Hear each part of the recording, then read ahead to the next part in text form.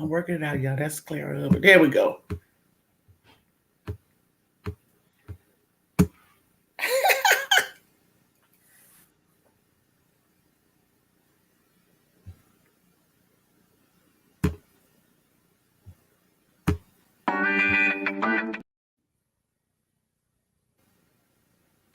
Come on now.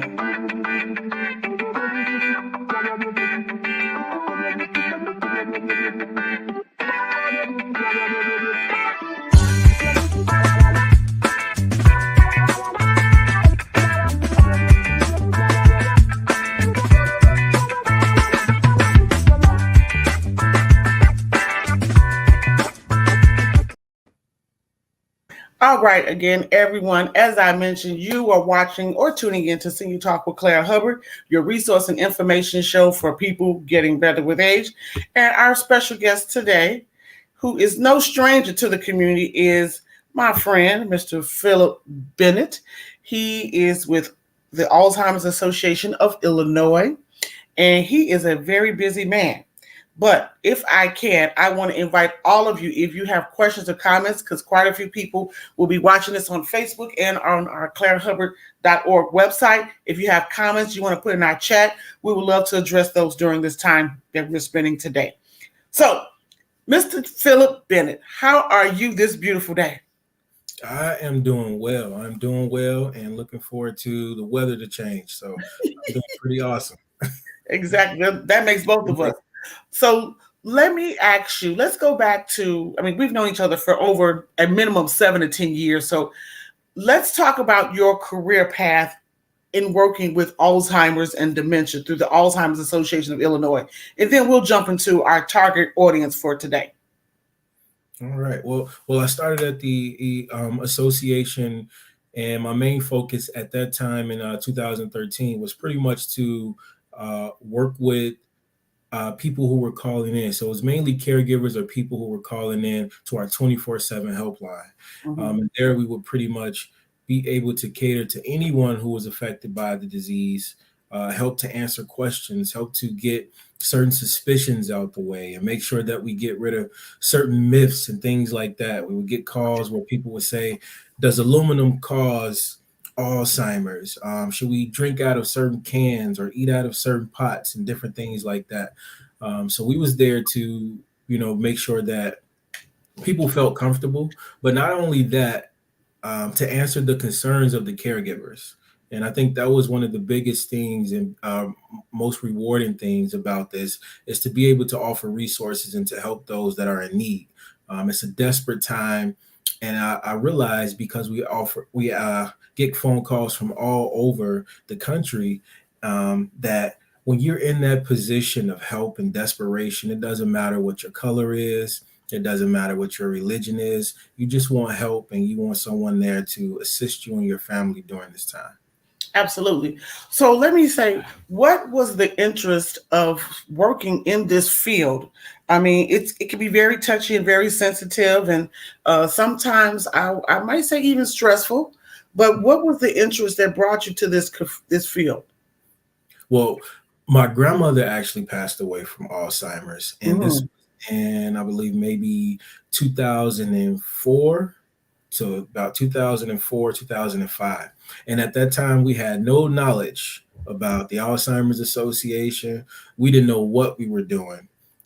So that kind of brought me here. But just last year in January, my other grandmother passed away from Alzheimer's. And we had a better hand on and a better understanding of what to do. But it still isn't easy, so it still isn't an easy task, even though I work there and I feel like I'm an expert or so about the information. It's still not an easy task. And the disease, definitely is unique to every person. So. Absolutely. So let's start from the top. What is the difference between Alzheimer's and dementia? Because that's what people are clearly misunderstood on. Yes. So I'm going to explain it two ways. So the first way I want to explain it to let people know what dementia is. So dementia is a decline in your cognitive abilities. Okay, so it's a decline in your thinking abilities. All right. And there's over 77 types of dementias. Alzheimer's is just one form of dementia. Okay. So we have so many forms of dementia. Alzheimer's is the most common form that we hear about. Hmm.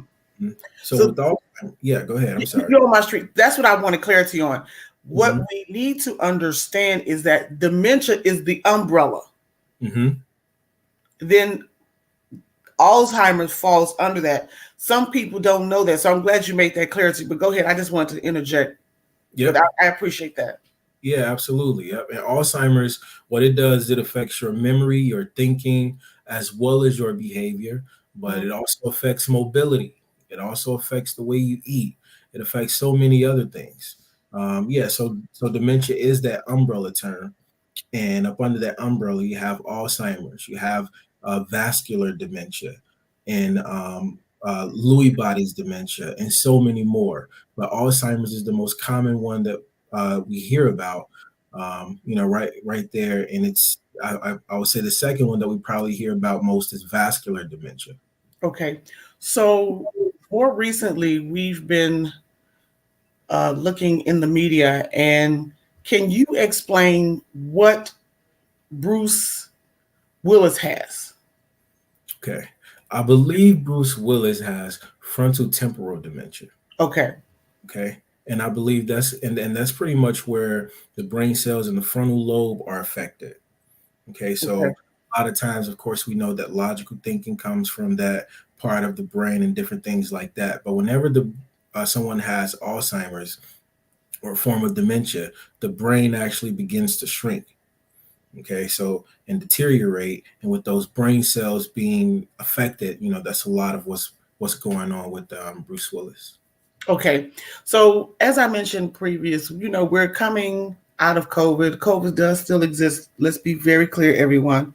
But there was some rise that we heard of after we were opening up that some people, because they were isolated and were Mhm. not moving and mobile and engaging with other people, that some of them may have developed dementia. So let's say I'm a caregiver, I'm living with my loved one, um, who, as I would say, is getting better with age. We don't call them old. Mhm. But what would you say are some of the symptoms that we can recognize, with our family members who say, something a little different about mom or dad or auntie or uncle? What are some of the symptoms that we should look or consider? That is a great question. First, I do want to say that yeah, there was a 17% rise Wow. in Alzheimer's during COVID, and some of the things that we can look for. So we have something that's called the 10 warning signs. So you Okay. can look for behavior changes. You can look for things like memory loss that's beginning to affect someone's life. Hmm. So that memory loss can be things like, well, mom is a good cook, and that she knows how to make this spaghetti or so, just like the back of her hand. So when you begin to see her missing things, or if and not putting certain things in there that she would know about, then that's one of the signs. If you know that your loved one is great at managing the funds at your home or something like that, and keeping a record of certain books and things like that, and then all of a sudden they're forgetting. They begin to forget those simple things, the small things that they used to know like the back of their hand. Then those are some of the signs. Yes. I'll tell you this, and you can answer this question for me. My family experienced dementia with my aunt some years ago. But what I will say, and let me know if this is a correlation, she and her husband were together all the time. My Mm, auntie Florence and my uncle Jerry, they was in these streets together, or for lack of a better term, everywhere. mm, Hairdresser, barbershop, you name it. He's going shopping with her. She's going shopping with him. Golf tournament, you name it. So my thing was, when Uncle Jerry passed away, I can promise you, less than within 18 months, because my aunt Florence was just, I won't say she wasn't, she was almost through living for lack of a better term. She mhm, shut down. mm, And we were like, and then shortly thereafter, her cognitive skills just were very, very, very minimal. And so we became concerned, and then she did was diagnosed with dementia. And my cousin Jerry, did a great job of caring for her mother and so forth. But we had no idea what was going on. And then to walk into a home and see certain items labeled like cups, plates, just words that try to jog their memory, it was really, really, really critical. And I show more empathy than I ever have now, speaking with you and just learning more about it. So, how do we engage persons who have dementia and not make them feel, how do we engage them during the trial, the process of being diagnosed? That's my question. Hmm. So I think there are several ways we can engage them. The first thing, if I'm thinking correctly about what you're asking, keeping someone engaged with Alzheimer's, you want to try to do things that they used to do or that they love to do. Mm-hmm. I always talk about not leaving your loved one just sitting in a chair or put them in front of a TV or different things like that. Right. Uh, so get them engaged into something that they maybe used to do or that they can still do. Mm-hmm. So, for example, my grandmother used to go hiking, and we used to go out to Utica, Illinois, and we would hike. Um, but we knew she couldn't go hiking anymore, but she can still go for walks. So that's something that we used to do with her. Oh, Um, beautiful. Another form of engagement that you may be talking about is, well, how do you connect with them or how do you talk with them and things like that.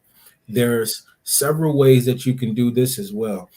So of course you always want to make sure that you're eye level with the person. um, Mm-hmm.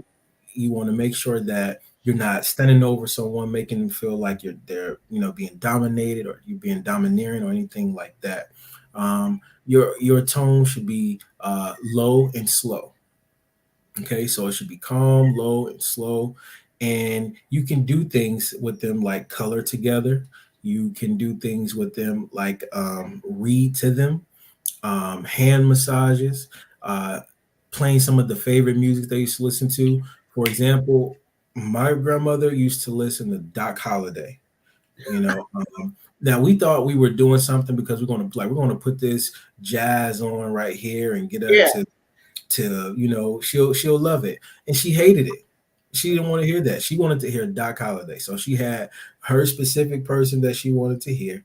And whenever it came on, she would try to sing, even though it seemed like she couldn't find words all the time. But when Yeah. this song came on, she was able to find the words. Yes. Yes. It was that repetition there for her, something that Mm. that allowed her to find joy in it. We saw her moving and rocking and different things like that. So yeah. Well, you on my street, and so definitely we're gonna have a great time this summer because I have a series that I do. We do a pop up mini health fair in senior buildings where we do something at 12 o'clock called Midday Music Memories. And Nice. I will tell you this. This is so true. Having done it many years before COVID, and we went to a senior building, and as soon as we cut the music on, the coordinator said, "Wow, I'm seeing people come out who never come out."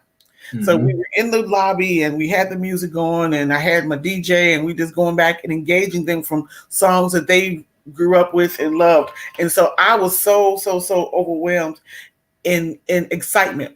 And Hmm. so this lady, she sat, and when I tell you, Phil, she danced for Mm. hours. And then one song, she sat on her chair and she just closed her eyes as if she was, dancing and remembering ballet or something. But it was so beautiful. And then I had an occasion where I went to a senior building at a church, and they were having this senior, afternoon social. And one lady looked at me and she said, "Oh my goodness. Do you remember when we wore I love that color yellow. Do you remember when we wore that in high school?" And I just knew immediately. And I Mhm. said, "Yes, we had a great time, didn't we?"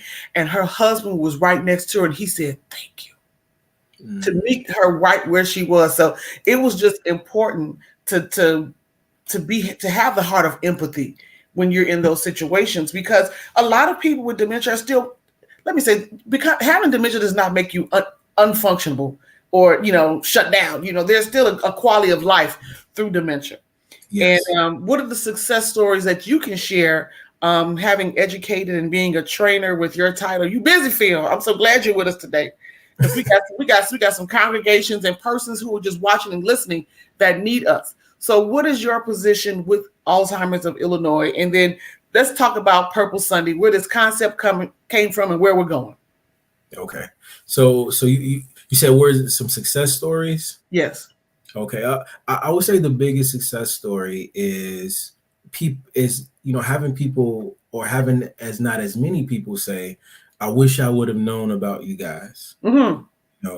Great. Because we hear that often, and we definitely want to nip that in the bud as soon as possible. I wish I would have known about your resources. I wish I would have known about there being a place where I can come, or a place where I can call in and speak to someone. Mm-hmm. That's, I guess, where my success lies, knowing that I helped someone, or some family, I'll say. Yeah, that's the biggest thing. Okay. Question number 2. My loved one has been diagnosed with Alzheimer's, and we are literally not comfortable with it. We thought mama just was getting old, or daddy was just getting old. Yeah. How do we have that conversation? You as an expert, how do you have the conversation with the family? That's a big one. You have to somehow meet the family where they at, and then you have to slowly and gradually pull them enough so that they can know that it's time to get adjusted to a new normal. Good statement. Yes, sir. And a lot of times, when I'm out in the community, these are questions that are being brought up. But there's more than just me. I'm so grateful that there's a multitude of us. It's a whole team of us. Mm-hmm. You can call the 24/7 helpline and speak with the master level counselor, and you could tell them, I'm not ready for this. I didn't expect my mom to be doing this. Mm-hmm. I expected me and my wife to be traveling now.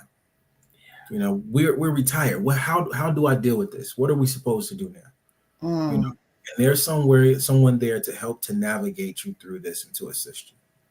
Wow, that is absolutely beautiful to know. Now, we are engaging on something very exciting. When I heard the term, talk to you a little about it, and just knowing the community that we're targeting immediately, I jumped out of my seat. So now we're talking about Sundays. We want people to go purple for Alzheimer's. Where is this concept coming from? Where did it come from, and where are we going with it, Phil?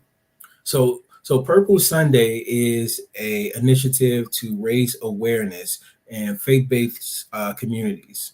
And we have been working with a few churches, like the AME churches, and just many churches, really. Not only here in Chicago, but around the country. And we want to make sure that we put a focus here on the state that I'm in. So all around Illinois, we are pretty much talking about how to bring Alzheimer's awareness to the faith-based communities. So that is the biggest thing. And there's so many ways to get involved with this. A lot of people, you'll hear that, this is a Sunday, so we got a full agenda on Sunday. So how do we do that? Yeah. So it doesn't have to be on a Sunday, although the title, is called Purple Sunday. This can be on a Thursday after Bible class. No. It's going to be on Sunday. And you know why? Because we all there. Hey, we're going to open the door. Just give us a little room in the foyer. And we need 2 minutes, Pastor, sir, or ma'am, to just make our presentation, and we'll take care of the rest on the outside. That's our request. I'm sorry, Phil. I mean, I'm just saying. We're going to gather on the day when we are all here together and we dressed. And I am even looking to put an initiative where Senior Talk can be in churches on Sunday. If you need a question or comment, if you have a service, if you need something, we are working to be the communication tool for especially faith-based communities who need resources. Yes. They shouldn't have to go through Google and look around, and referrals are great. But if I've done the research and I've built a team of quality services and resources to our community, then we asking faith-based churches to give us an invitation. We can make it Senior Talk Sunday and let's go purple on all time, whatever. But we need days that we are gathered together where we all paying attention anyway. So Yes. as I said, we need 2 minutes, and then we can meet. You can meet us in the foyer. How about that? Yes, ma'am. Or Yes. if you're a church or an organization that is listening, and you will allow us to put our flyer in your bulletin, we will welcome that opportunity too. Absolutely. All right. I'm sorry. Go ahead, Phil. So No, what you've already started some communication in churches. So what has been the response, and what do we need to be prepared to receive when you come in? wow. So the response, I want to say that really quick. The response has been great and wide, because you find that, wow, so many people are affected, and a lot of times many people weren't saying anything. Mm-hmm. So now you're like, okay, oh, this is what's happening, So now more things are going on. As far as being prepared, when I come in, you're going to receive information about Alzheimer's. You're going to receive resources, brochures, and then you're going to understand that all of this is free. So everything that we're offering is free. Okay, so these resources and everything, you're not paying for anything. Mm. Now, is there one ethnicity of people that are more open to receiving information? Sometimes, I'm gonna be honest, us of color, we just resist it. Mm-hmm. Talk. Yep. So African Americans are 2 times more likely to develop it. Yes, sir. We are 2 times more likely to develop Alzheimer's, and that's because of a host of things that I really don't have time to get into right now. But I feel that sometimes we can be the most quietest about it as well. Especially when you come from a family where you're like, our business stay in our home. Yeah. Things like that, or you see something and you're like, well, that's just a crazy Uncle Joe. We're gonna put him over there in the back room or something like that. So we want to stray away from that, and definitely, allow people to get rid of that stigma and being ashamed to talk about it, and want to just come out more and talk about it, because this opens up more people to come and talk about it, and for more people to receive resources. Absolutely. And one of the key things that I'm really excited about is, the resources now are so far broader than in previous years. We've grown. Mm-hmm. And there are some ways, and there are medicines that can, help decrease, or, I'm not going to get into all that, but there's so many ways of now to have enriched and enhanced quality of life through Alzheimer's and dementia.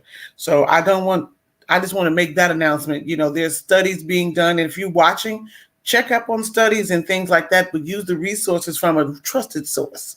And that will be Senior Talk with Claire Hubbard and the Alzheimer's Association of Illinois with my friend Phil Bennett. For those who are tuning in and listening, you can do yourself a favor by calling him at 773-563-2512 or email pbennett@alz.org. This will be also on clairehubbard.org. It's streaming now on our YouTube, Facebook, Twitter, all those pages. And we want everyone to please don't be embarrassed. Don't be prideful when there's resources for our community and for you. And if you're a caregiver, you're definitely more than welcome to call, because caring for the loved one through that process is no easy task. And so I really like that you mentioned the call number where people can say, I ain't ready. And what we gonna do? So I love that. That's very important. So we got a few more minutes, Phil. We're just kicking this program off. Go Purple for Alzheimer's on Sundays. What is your ideal goal of churches or communities that you would like to reach, let's say, within the next couple of months or throughout this year? I would love to reach the African American community, because we are most affected by it. Because I have seen it firsthand with my grandparents, and because I know that we don't talk about it enough, because I've seen my mom be a caregiver and not have resources, because I trust in what we're doing. I trust in that there is help available, and I think a lot of times not knowing, is one of our biggest things that holds us back.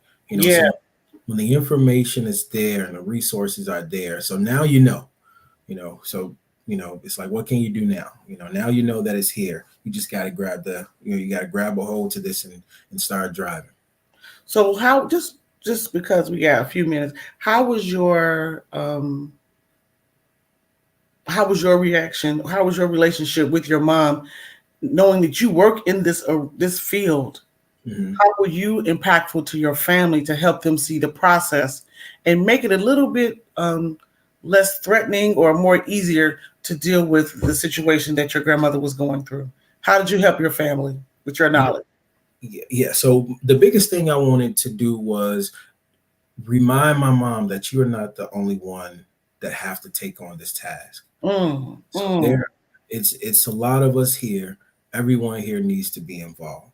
We find a lot of times that the caregiver ends up passing away before the person they're taking care of. yes. Because of all of the stress and everything. So spreading out that task of helping, my grandmother and things like that was one of the biggest things we could have done. Well, I'm excited. So what we want, so what does the presentation look like at the church? Are we, um, what happens when we go purple on Sundays at churches? What are you doing to, for pastor officers an opportunity? What time frame or what are your key points that you're mentioning during that time? Gotcha. So my main thing is, if you can give us a table somewhere after service, then that will be efficient enough. If Mm-hmm. you're open to allowing us to maybe have 10 minutes or so to speak about education, to talk about the 10 warning signs and what to look out for, that would be even more helpful. But allowing us in the door, that is, beneficial enough. I know that's right. So we have a closing statement. What is your closing statement? You've been great. Phil, I'm so glad we hooked up because your knowledge and ease and it's more um it makes people maybe more open to consider being open to talking about this disease. I mean, dementia is I didn't know there were so many forms of Alzheimer's. Never Yeah. knew that. And there's several ways, but there's help. There is help.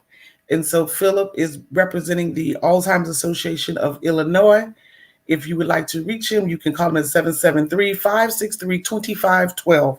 And what will be your closing remarks there? You've been awesome, Phil. Thank you so much. And look forward to having you coming back and getting these invitations rolling so we can hit this church market and get Sundays go purple for Alzheimer's. What is your closing remark at this time? My closing remarks would be that you are not alone, and feel free to call the 24/7 helpline at 1-800 272 3900. All right, everyone. So we have enjoyed a phenomenal broadcast. Thank you so much, Phil, for your time today. And for if you have any questions or comments for what you've heard or seen today, we invite you to do yourself a favor, and that is to go to Senior Talk with Claire Hubbard on Facebook, YouTube, and Twitter.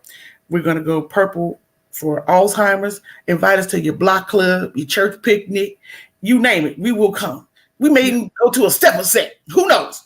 But we Yes. need invitations because dementia, what I am learning to feel is it doesn't discriminate. Yes. I've been seeing people as young as 37. Mm. So it doesn't discriminate. So we all need to become knowledgeable. Well, thank you again, Phil. You've been awesome. And for those who are tuning in and listening, if you want more information, please go to clairehubbard.org. On our homepage, you'll see this broadcast again, as well as the information on if your church congregation or social club, wherever you gather, we would like for you to go purple for Alzheimer's. God bless you all. Thank you for making us a part of your day. And we will see you next time